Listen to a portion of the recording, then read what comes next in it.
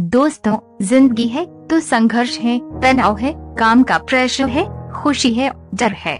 लेकिन अच्छी बात ये है कि ये सभी स्थायी नहीं है। समय रूपी नदी के प्रवाह में से सब प्रवाहमान है।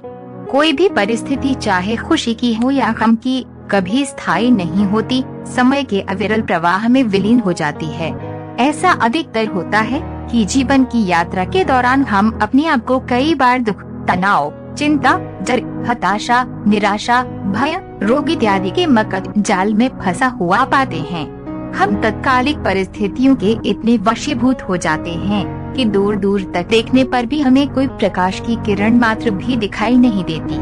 दूर से चींटी की तरह महसूस होने वाली परेशानी हमारे नजदीक आते आते हाथी के जैसा रूप धारण कर लेती है और हम उसकी विशालता और भयावहता के आगे समर्पण कर परिस्थितियों को अपने ऊपर हावी हो जाने देते हैं। वो परिस्थिति हमारे पूरे वजूद को हिला डालती है, हमें हताशा, निराशा के भंवर में उलझा जाती है। एक क्षण पहाड़ सा प्रतीत होता है और हम में से ज्यादातर लोग आशा की कोई किरण ना देख पाने के कारण हताश होकर परिस्थिति के आगे हथियार डाल देते हैं। अगर आप किसी अनजान निर्जन रेगिस्तान में फंस जाए तो उससे निकलने का एक ही उपाय है, बस चलते रहें। अगर आप नदी के बीच जाकर हाथ पैर नहीं चलाएंगे तो निश्चित ही डूब जाएंगे। जीवन में कभी ऐसा क्षण भी आता है जब लगता है कि बस सब कुछ भी बाकी नहीं है। ऐसी परिस्थिति में अपने आत्मविश्वास और साहस के साथ सिर्फ डटे रहें, क्योंकि हर चीज का हल होता है, आज नहीं तो कल होता है।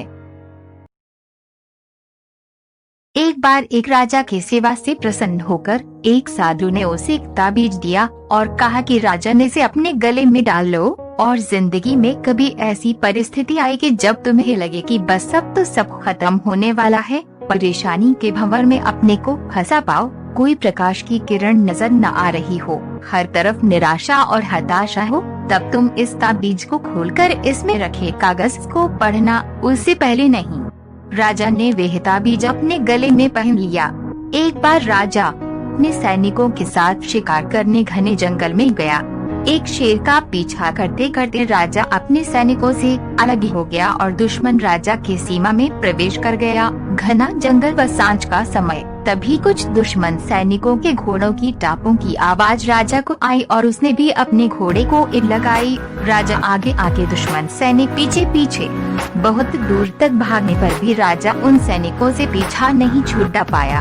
भूख प्यास से बेहाल राजा को तभी घने पेड़ों के बीच में एक गुफा दिखी। उसने तुरंत स्वयं और घोड़े को उस गुफा की आड़ में छुपा लिया और सांस रोक कर बैठ गया।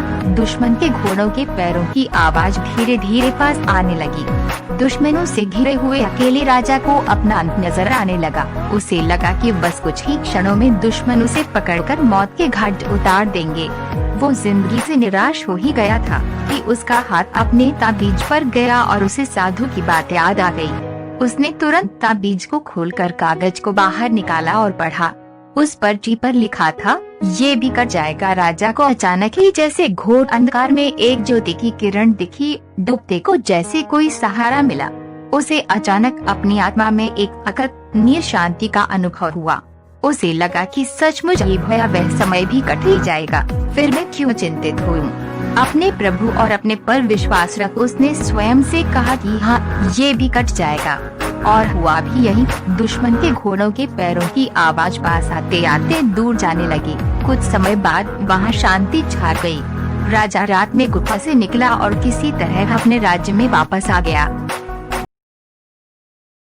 दोस्तों, ये सिर्फ किसी राजा की कहानी नहीं है, ये हम सब की कहानी है।